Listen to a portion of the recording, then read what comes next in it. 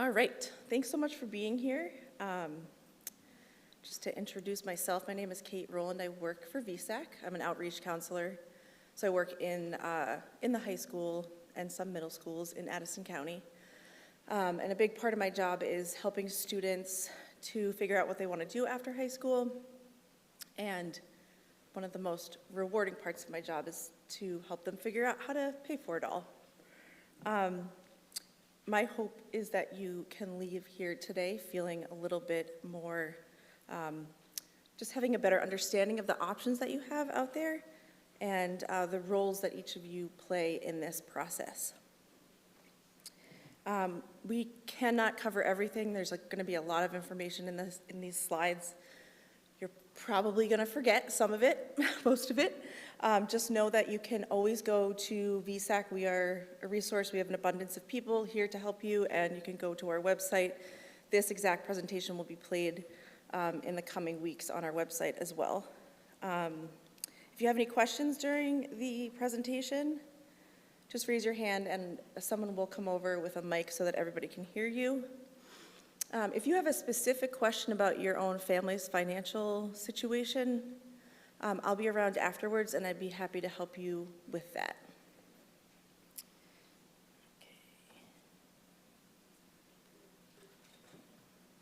Okay, so the key to success in this process is communication.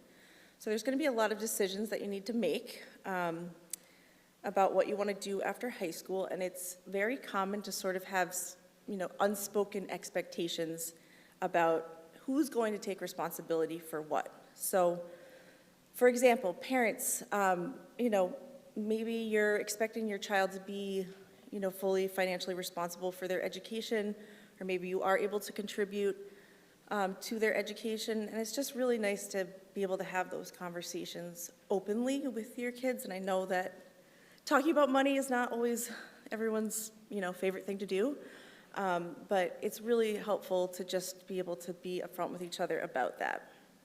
And for students, maybe you really want to travel to California or, somewhere out west, and but you haven't really shared that with your family yet. And so it's important to have these conversations now just so that you're not, that someone's not ending up disappointed in the end.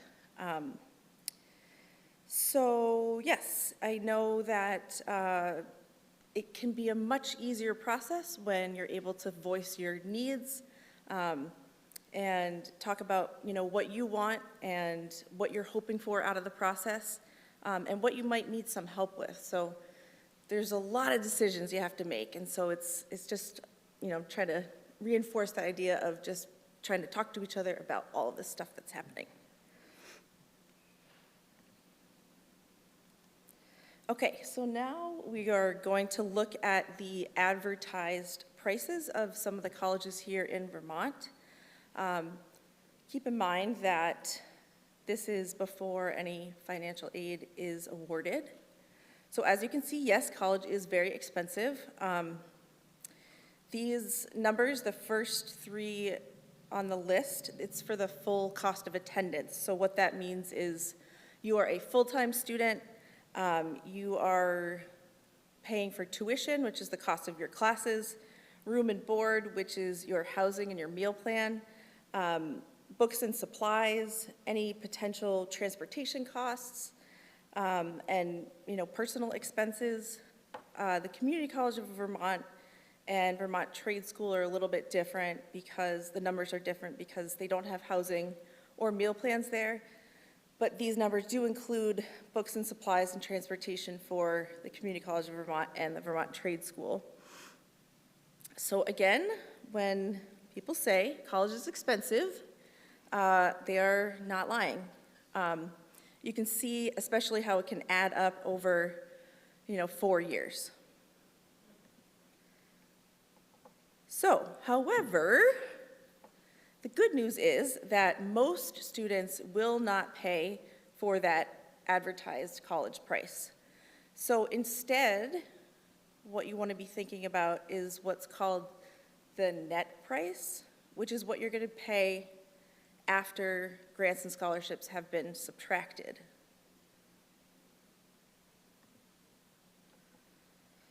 So, oh, I didn't slide. There we go. Okay.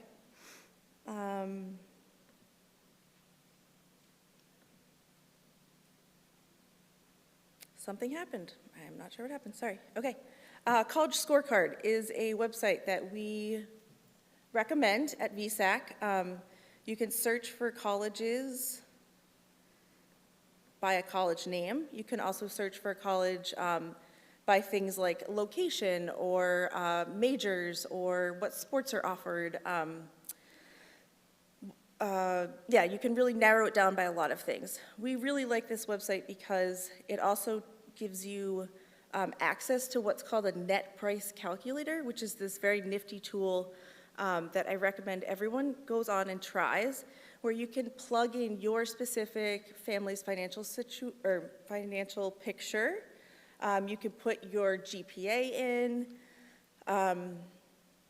and it will give you the cost that someone who was in, had your exact profile the year before would have paid for.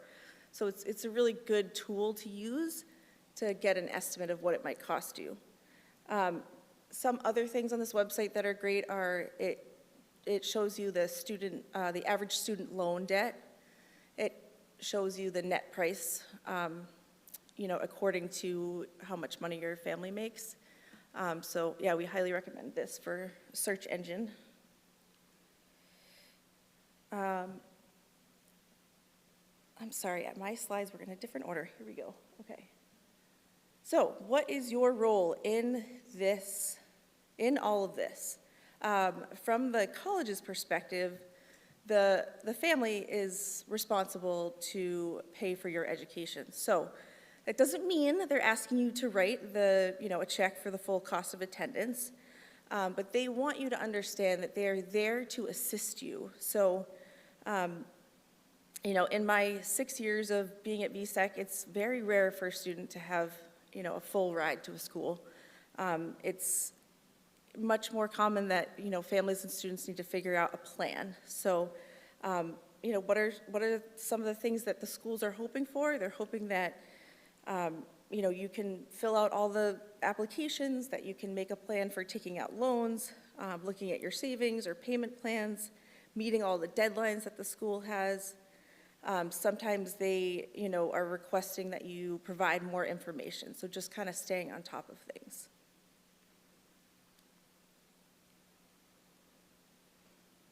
Okay, so we have the 4 different types of financial aid. I'm going to be going over these in more detail, but I just wanted to give you a brief overview. The first type is grants. Grants are free money. They are given out by the federal government in the form of a Pell Grant. Colleges also give them out, and we here at VSAC, we give out money through the Vermont grant, which is another form of funding that is available to students in Vermont. The second type is scholarships, also free money, but they're typically more competition-based, so they're based on a student's ability or performance in things like, if you have an audition or an athletic competition, how much community service you've done, your art portfolio, maybe your grades. The third type is work study. So this is an amount of money that the federal government will give to some families based on your financial situation. Say you're given $3,000 for work study. What that means is that you can work throughout the course of your year on campus, having a job on campus, and you can make up to $3,000. This doesn't mean that, I've never known a student to, you're getting a paycheck every couple weeks for this, so it's not necessarily used towards tuition, but usually used towards things like personal expenses that come up throughout the year. But it's still a nice thing to have. And then loans are exactly how they sound. They're borrowed money. There's many different places you can get loans from. They involve different interest rates and different repayment terms.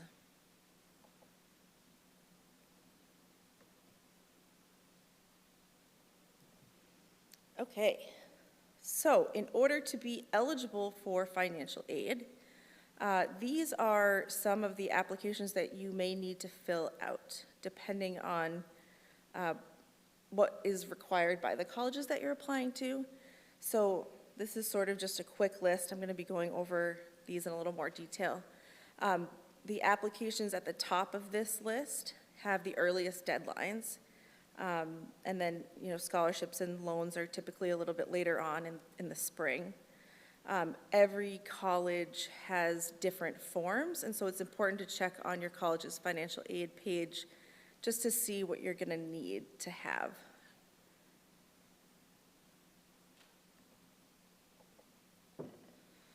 Okay, so here we're going to be looking at the FAFSA and the Vermont grant. So these are the two primary applications that most students will need.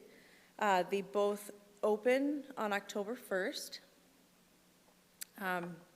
They're not due on October 1st, they open on October 1st.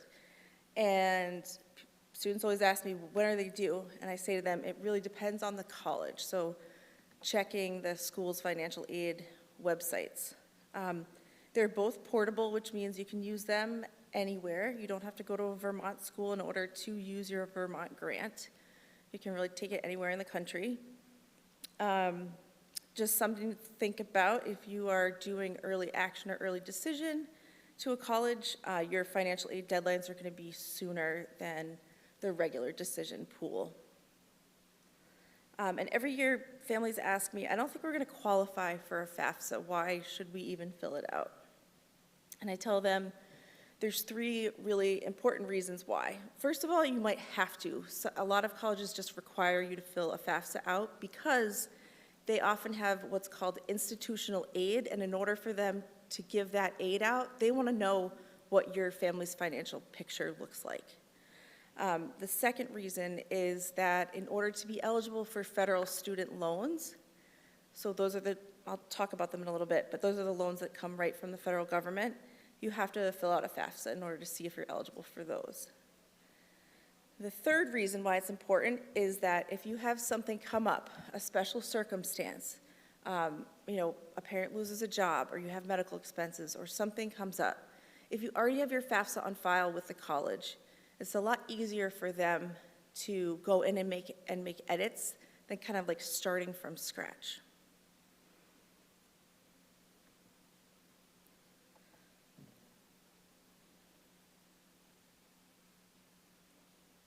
Okay, we just talked about state and federal financial aid.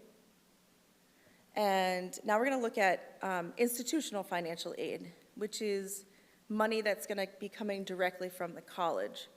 So the CSS profile is another form that some schools require you to fill out. I think there's almost 4,000 colleges in the US, and about 400 of them or so require this form. It's typically for schools who have a lot of pools of this institutional money. So you can just do, I would again go to the college's website and see if they require it. It's a little bit more in-depth look at your finances than what you'll see on the FAFSA. So yeah, again, just checking out your school's financial aid websites. And so many schools are, when you apply to the college, you're automatically applying to the scholarships that they have at the school.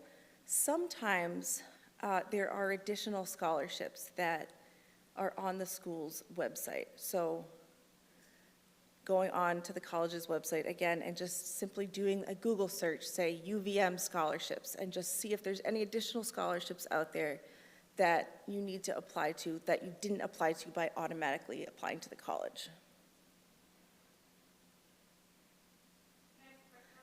Yes. Yes. They all do. Yep. Yes, on their, even just Googling scholarships UVM, it'll bring a list up, and under each one it'll say, you know, if this is a scholarship that you automatically apply to by applying to the school, or if it's something that you need to apply separately to. Can I remind folks, if you're asking for this, raise your hand, so that, because folks online can't hear very well. Oh, right. So we have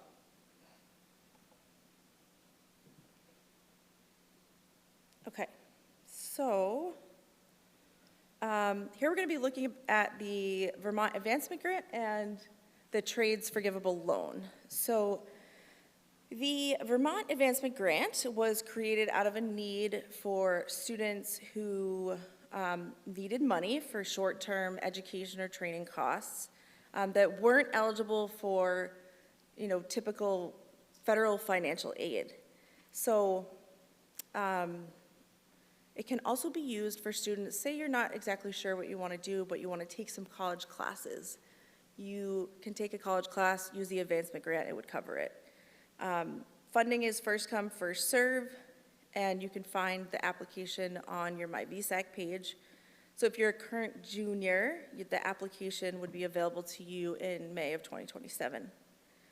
And then there's the Trades Forgivable Loan. This was created recently out of a need for more skilled workers in the trades. So basically the agreement is that the state of Vermont will essentially pay for your schooling. It was up to $23,000 as long as you agree to work in the field for a year after you graduate. So say you go to the Advanced Welding Institute for their 6-month program. They'll give, you know, they could potentially give you $23,000 towards your schooling. It's 0% interest, so you're not accruing any interest. And then when you're done, you are a welder in Vermont for a year, and they forgive or pay for your loans. Again, you can find that application on the My VSAC website.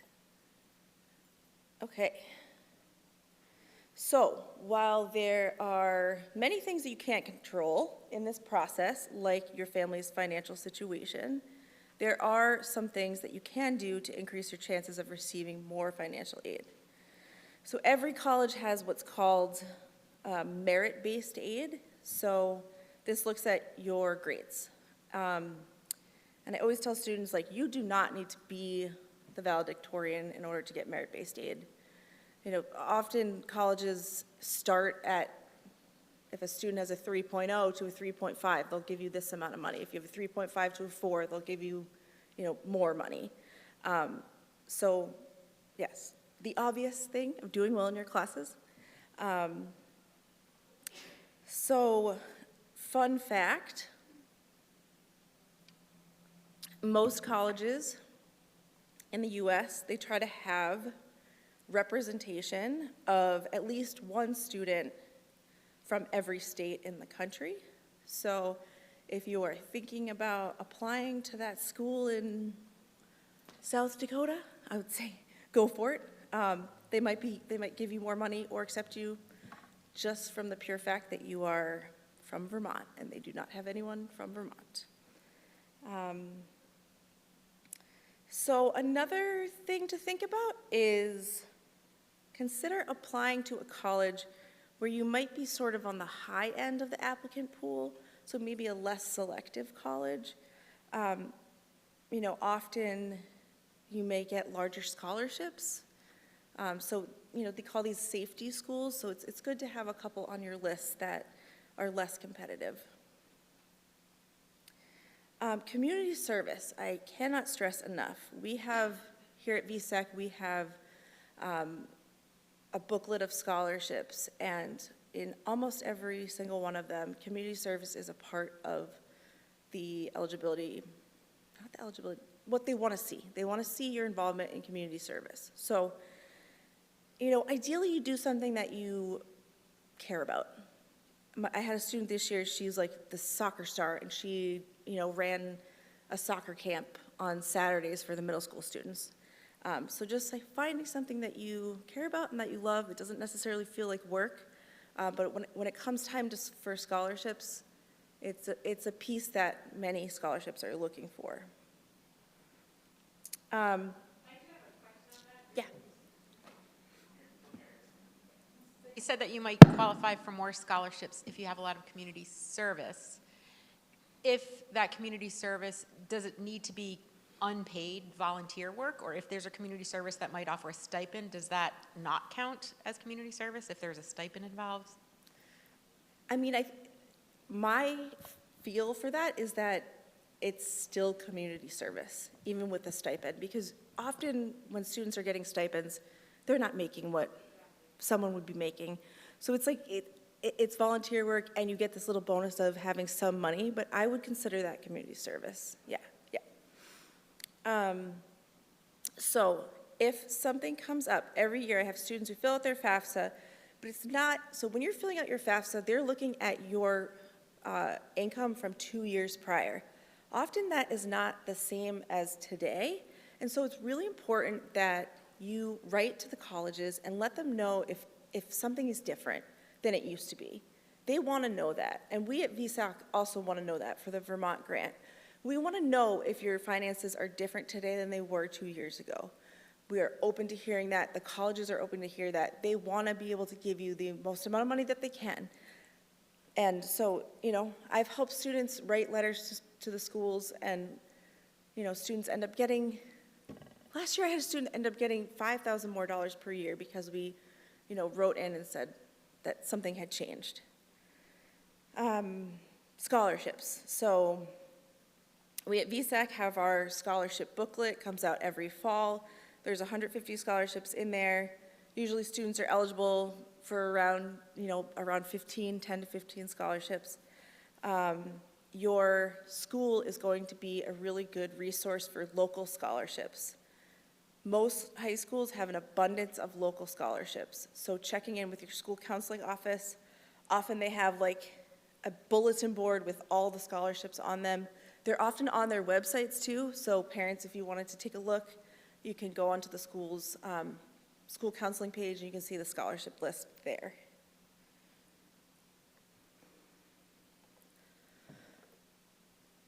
Okay,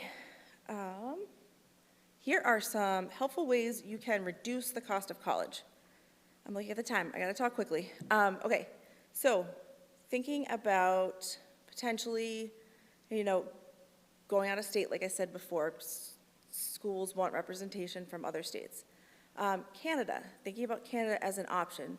You cannot take certain things from the federal government in the US to Canada, but they do allow you to take your student loans. They allow you to take, the Vermont grant can be portable to Canada, and many scholarships can be portable to Canada. Often Canada, I'm not trying to get you to leave, but often tuition is also cheaper in Canada, so that's another thing to think about.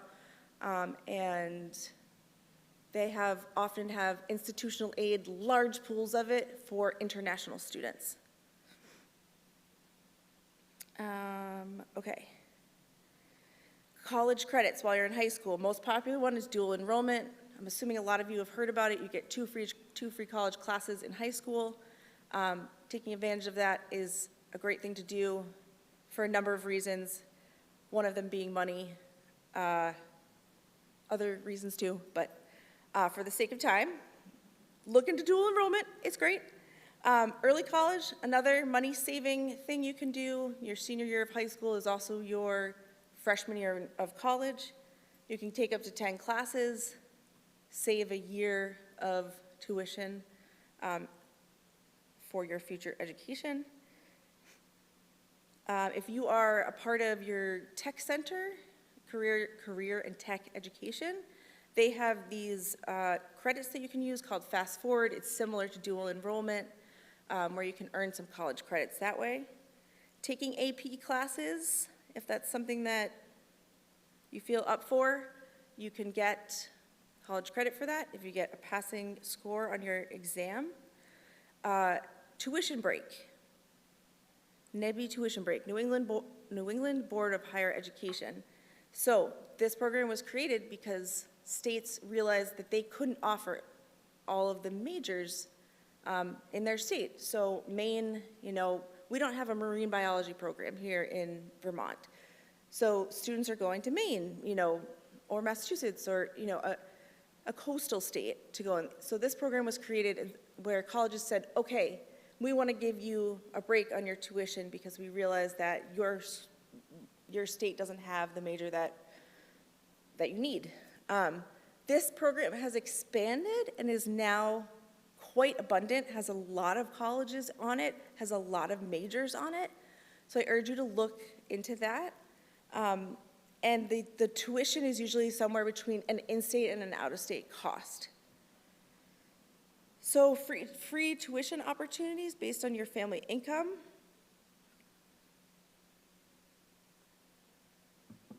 CCV, UVM, and St. Mike's all have programs that offer free tuition if your family makes less than $100,000.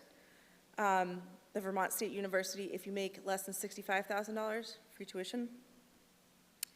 I know not everyone wants to commute, live at home and commute, but if it's an option and you live, close enough to a school, that's something to think about. Room and board can be $10,000 to $20,000 a year. Even if you say, I'm going to live on campus for 1 year and then I'll commute after that. So you're kind of like meeting both of your needs, I guess. Consider service. So Vermont National Guard has some programs that are new.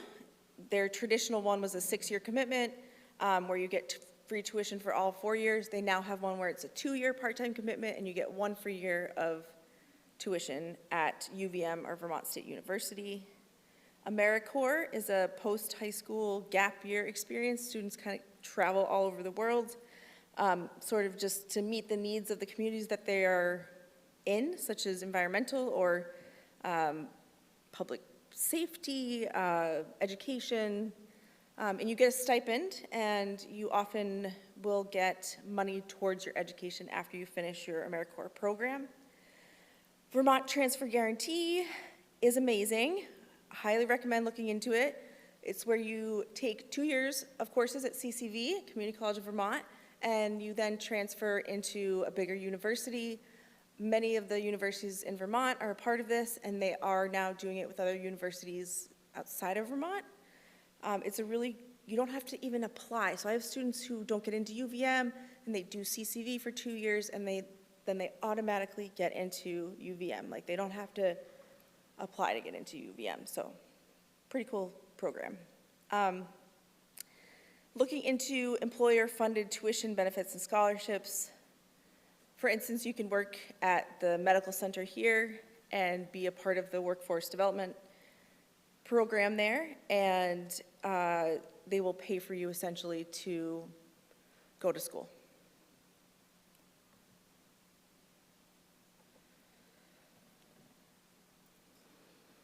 Okay, this is just a quick look at all the ways that students and their families can pay for their education. I'm going to be going over these on the next few slides. Obviously, not everybody can save for college or add to a college savings plan. If you haven't been able to do that, it's okay. There are a lot of options out there to help you pay for school. Many colleges offer payment plans. The IRS offers tax credits for parents of dependent children that are in college. There are plenty of borrowing options out there that I will review in the next few slides. And ways to pay. This might go without saying, but it's never too late to start saving for college. I have been so impressed by some of the students I work with. They get these incredibly lucrative summer jobs, like working at ice cream stands, and I'm like, oh my gosh, you made how much money last summer? And families often wonder if saving money is going to end up hurting them in the end, according to the federal government or the Vermont grant. And that is not true. If you, for instance, save $25,000 for college, the federal government highly protects your savings. So they will look at 6 to 8% of that. And so it's much better to have, 23 of the 25,000 than to not have it at all.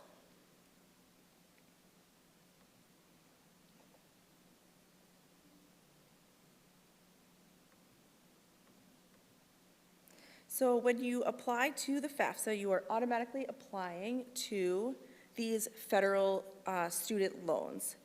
So we at VSAC, we recommend that students take these loans out before looking into other options.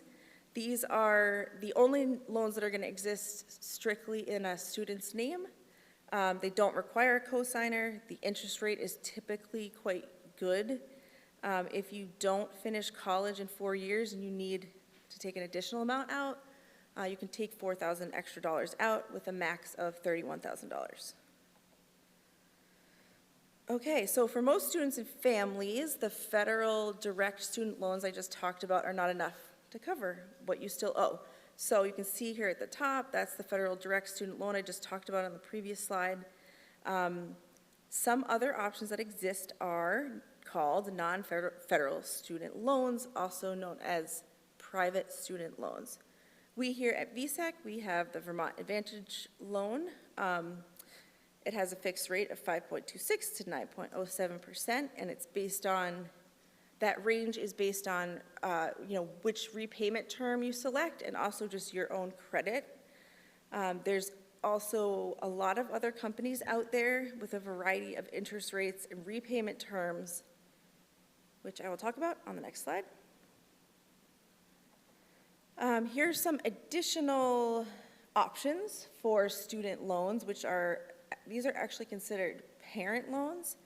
The federal government has their own version of a direct loan, which I talked about, which was just in the student's name, and that is called the Parent Plus loan. Parents can borrow $20,000 per year with a $65,000 max per lifetime per student. They do a credit check, but they often don't even look at your debt to income ratio. They're just wanting to see that you can pay your bills, that you have good, repayment history. Interest rate this year is 8.94%, and most families qualify for these loans. They're not necessarily based on your ability to pay. You used to be able to borrow way more than $65,000. They put a cap on that this year because they realized how irresponsible it was that they were giving out all this money to these families and students that were not able to pay them back. So then there's non-federal loans that are similar to the ones that we looked at on the last slide. The difference between those loans and these loans are that if you are a parent, you are expected to start paying the loan back while your student is in college, even if you just pay the interest rate. It doesn't have to be a huge payment. If it's a student loan, they don't need to start paying back until 6 months after they graduate. And so the benefit of it is that you're not accruing interest while the loan is not accruing interest. And parents make small payments while the student is in college.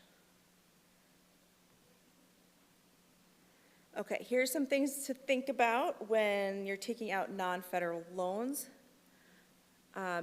Every year, families ask me, when do we do this?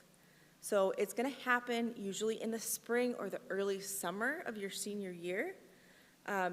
Once you figure out where you're gonna go to college, basically, and once you know how much you're gonna need to borrow. You'll take out a loan for every year. You're not gonna take it out for the full 4 years. So it'll be 4 separate loans, essentially. If you are a dependent student, meaning that you're using your parents' financial situation or financial information, it's gonna be like nearly impossible for you to take out a student or a loan on your own. So you will need a cosigner. Cosigners do not need to be parents. They can be an adult with steady income and a good credit history. If a parent for some reason is not willing or not able to be a cosigner.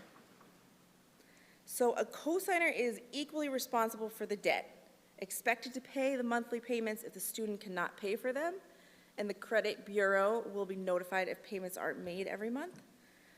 There are many options for student loans. I just urge you when you're researching to look out for the interest rates, any fees that are attached to it, and the repayment terms. We have a packet, it's called My Education Loans Guide. It's on the table over there. I highly recommend taking it. It's going to have all this information in it that I am talking to you about right now. So it's a great time to start thinking about these things, talking about these things. As parents, how much are you willing to co-sign on? You know, it's just in an attempt to not lead to disappointment later. So there are a host of resources available to you to make this process easier to understand. Did that not? Oh, sorry. Federal Student Aid Estimator will ask you questions similar to questions on the FAFSA, and it can give you an estimate of how much you might receive for a Pell Grant. The FAFSA Parent Wizard is amazing. It helps students to know whose information am I going to need to use on the FAFSA. So it used to be the parent you lived with for the past 12 years, and now it's the parent who's the most financially responsible for you. This is if your parents are not married. So there's all sorts of situations that I see every year, and this tool is super helpful in figuring out who am I going to use on the FAFSA. Student loan calculators, use with every single student. It helps them to really understand what their monthly payment is going to look like. It's this abstract thing of, I'm taking out $40,000 in student loans, I have this interest rate and these repayment terms, you plug it all in and it says, okay, here's your monthly payment. And that really helps students to say, oh, okay, you know, that is a manageable amount of money, especially if I look at how much they're gonna make in their career and how much they're going to take home every couple weeks. Okay, Award Advisor app, hot off the press here from VSAC. It's a really awesome app. I urge you to download it. You can take pictures of your financial aid awards letters. Basically, it translates it into a language that you can understand. Colleges are getting better with this, but it's often not, it's confusing to read a financial aid awards letter if you haven't done it before. So we take all the guessing out of it.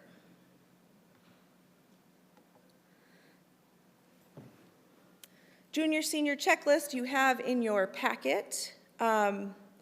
These are amazing tools to use. Things can get very busy your junior, senior year, and this will give you some concrete tasks to do and hopefully bring you some peace of mind that you're doing everything that you can at any given moment. They're like super helpful. I use them with my students all the time.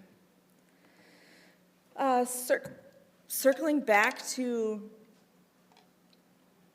the beginning of the presentation, we talked about communication. So my hope is that the information that I shared with you today and you can take home and start generating some of these conversations, get the ball rolling, so to speak. I know that this process is much more manageable and even maybe enjoyable. When you know what needs to happen, you can start taking the right steps. So we, at VSAC, we have many resources. Please consider checking out our financial aid and college costs website. You can print things out, watch videos to help with this process. And, yep, this is a must-read for anybody who's thinking about borrowing money for education. We want you to make educated decisions about your future, and this booklet can help you in that process. So we here at VSAC, our job is to help you through this process. So use us as a resource. You can come into our resource center, you can make an appointment. We have forms nights and financial aid nights throughout the state. Your high school may or may not have one, but there's some online, there's some in person, where you can come in and have your FAFSA and your Vermont grant, have assistance in filling those forms out. Yeah, we are here to help. And that's it. Anybody have any questions that have come up? Yes. Oh, Mike, yes, thank you. Thank you. So I was interested to hear, a lot of Vermont high schools these days have a proficiency-based reporting schema, or whatever you want to call it. So I'm wondering, when you talk about merit-based opportunities that are GPA-based, what does that process look like? Does it vary high school to high school, or is there kind of a standard formula they're using to calculate those things? And what does that look like, not only within the state of Vermont, but then what does the context look like if you're applying to schools in Canada, schools in other states, et cetera? This is a very good question. From what I have known of this, it is the responsibility of the college to be educated on the scoring system from each of the individual states and their high schools. And it's vital in the process of, being able to see if a student is eligible. So I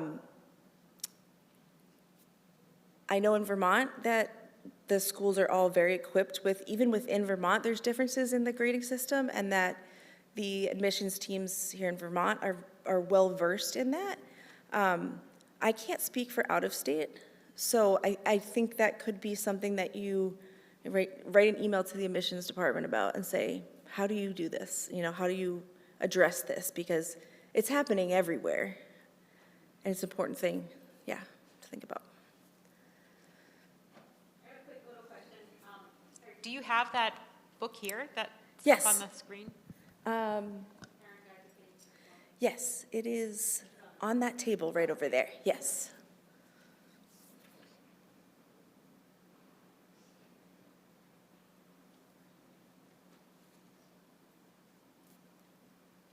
Yes. How would you recommend we introduce our kids to these concepts? Because it's, I'm overwhelmed. Is there sort of a starting place? That's a great question. I think that the junior, I use the junior senior year checklist to make it feel manageable. I think specifically about financial aid, I think the most important thing that I have found with my students is that they understand, if they know what career they're going into, that they're looking up information about how much they're going to make, and then taking that number and using calculators to make it more real for them.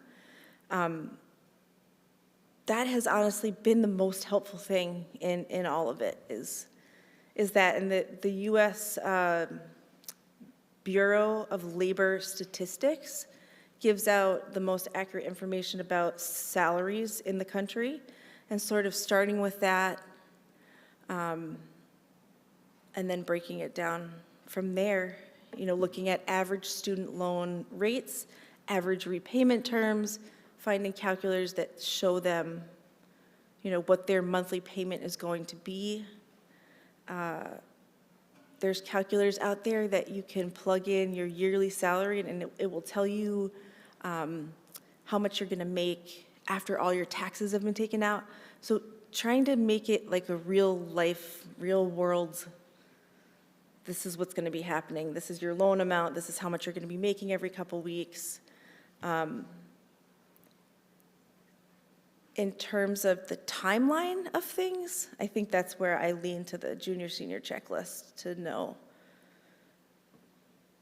Right, because it's a lot for adults to think about. It's a big topic. And also know that your school has a lot of resources. The school counselors are all very well versed in this, and they're going to have a lot of workshops usually throughout their senior year for students to be able to understand things.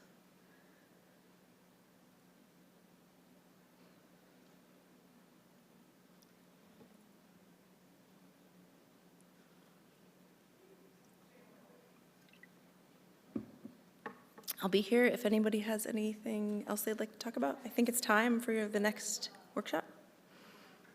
Thank you.